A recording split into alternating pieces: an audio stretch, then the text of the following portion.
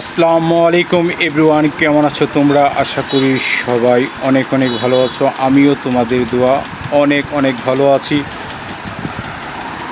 তো যারা প্রবাসী আছো তাদের উদ্দেশ্যে আমি কিছু কথা বলতে চাচ্ছি।